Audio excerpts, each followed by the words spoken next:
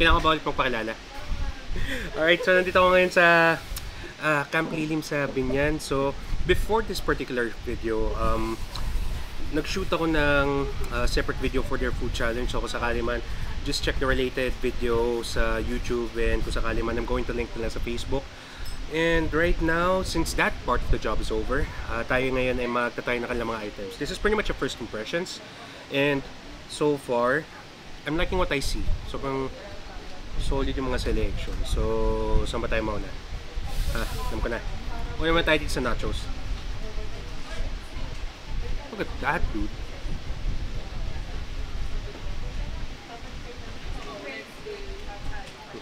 Sakagat. Oh.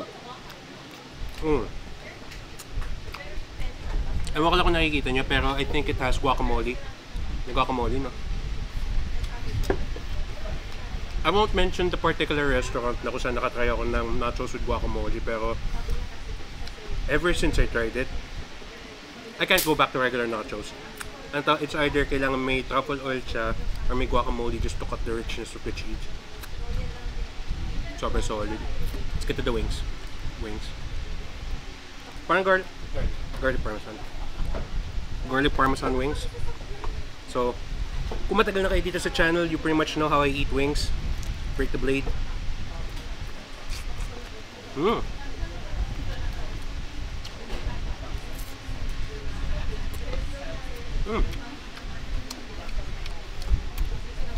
What I like is kasi I've been shooting B-roll pa kanina.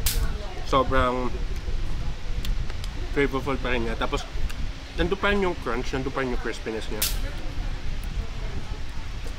Wing.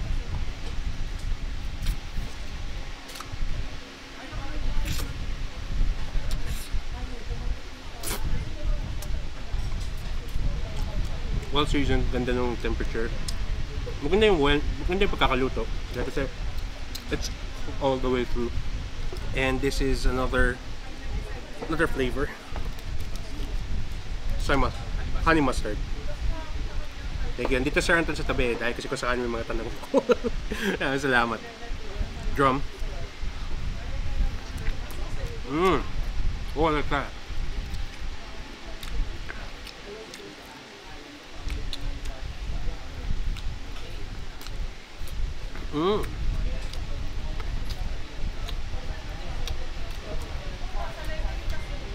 Alam mo yung honey mustard kasi, it's a very familiar, it's a very accessible flavor. Pero to my knowledge, ako lang ata ito pero hindi ako nakakita na nag-offer ng honey mustard kasi na chicken wings in other places, other restos.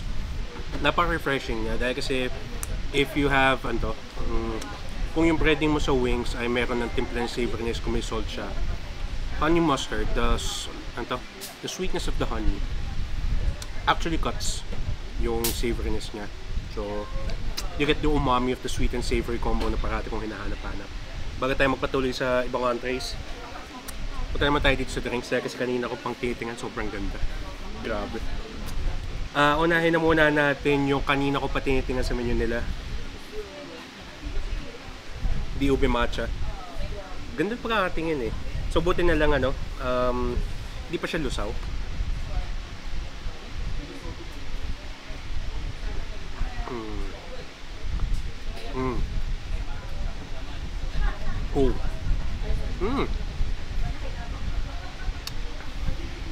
Ito, yung pagkalagay ko ng straw, yung una ko kagad nilasahan is yung distinct flavor, yung strong flavor ng matcha.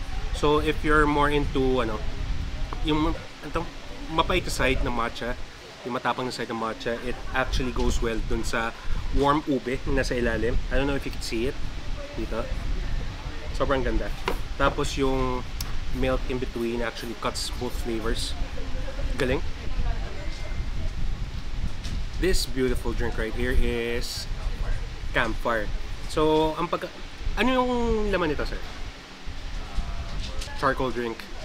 So, charcoal drink, tapos it has more sa ibabaw. Yes. Ang peg kasi nila dito, para kung kumakain sa campfire, campsite. So, if you guys are pretty much intrigued with camping, or kung interesado kayo na kumain na cozy yung setting, you could go here. Pero, bago pa tayo magpatuloy, kailangan ko na munang tikman ere. Baka malusaw. Sayang.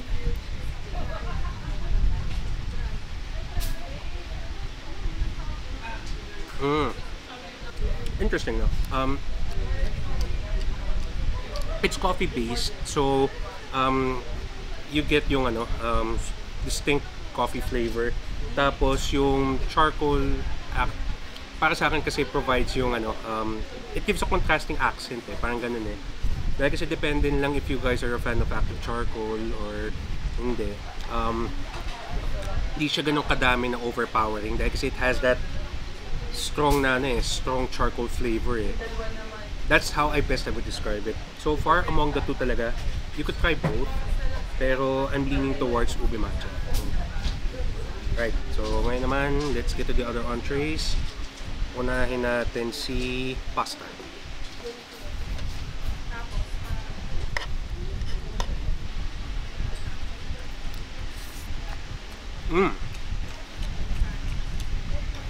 You hit the truffle. I'm a huge fan of truffle, so tama yung pagkakalagay nila. It's evident, pero hindi siya overpowering. It's got cheese, it's got bacon, and the pasta is al dente. If you ask me, panalo. Kung hindi naman yung kung hindi niyo fancy naman yung pasta, you could also get the rice meals. Plating pa lang napakaganda na. Let's break into the okay.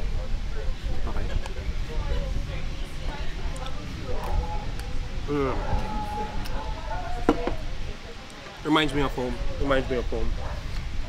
Yung tapa niya, shredded na siya. So, it's easier to consume.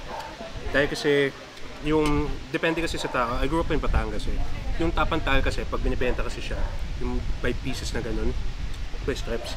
So, depende nila. May mga iba kasi na ayaw kasi nila ng ganun. Mas gusto nila yung shredded na. Tapos, kakainin nila kasama ng rice, kasama ng itlog. Pero this, for me, it works.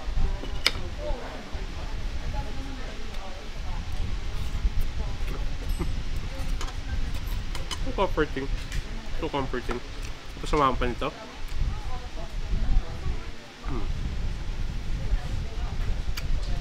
So kanina, kanina I had yung challenge nila. It consisted of the pizza and it had burger. So ngayon naman, pizza ulit tayo. This is the truffle pizza. So kung hindi nyo fancy yung truffle pasta, you could get truffle pizza. Niluto siya Neapolitan style. So manipis lang siya. Tapos it has the burnt crust. The burnt crust is distinct. So para sa akin, it has a different kind of flavor. And if you guys haven't had Neapoli or Napoli style pizza, you should try it. A break lang siya from the typical pizza na kuha nyo commercially.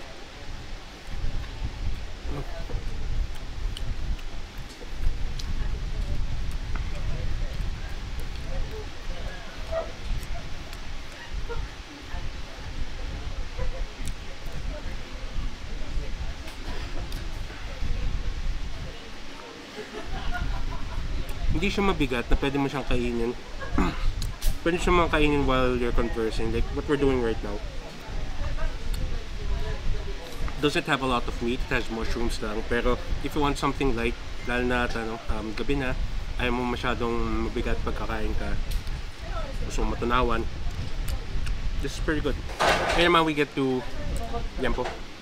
Siyempre, pag nasa camping ka kasi, pag nagka-camp kasi kayo, kung ano na yung madaling maluto, yun na kasi yung dinadala. So, kaya parati mabenta dun yung mga inihaw, mga s'mores, tinusok na hotdog. Minsan, maglabas ka lang ng grill, portable grill. Tapos, lagay mo lang siya sa harapan mo. Tapos, luto ka ng steak, luto ka ng grilled chicken, luto ka ng liempo. Easy.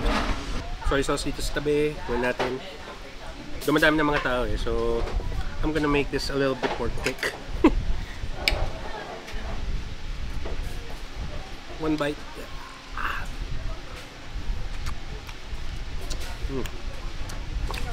nasa sweet blend siya, nasa sweet marinade.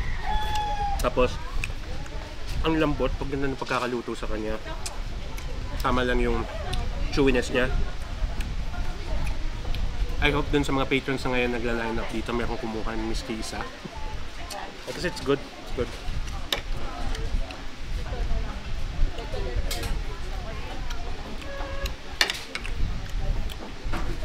And kung hindi yun yung hilig nyo, you could always get yung mga seasoning nila. So, you could get the salpicao.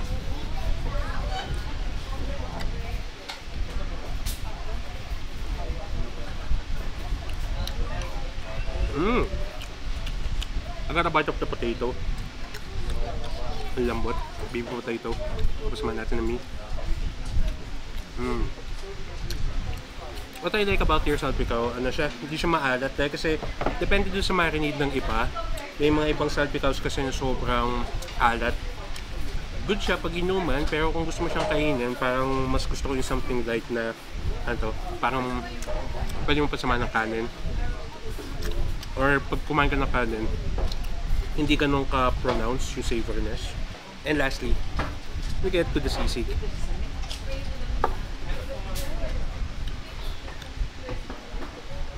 Na konti.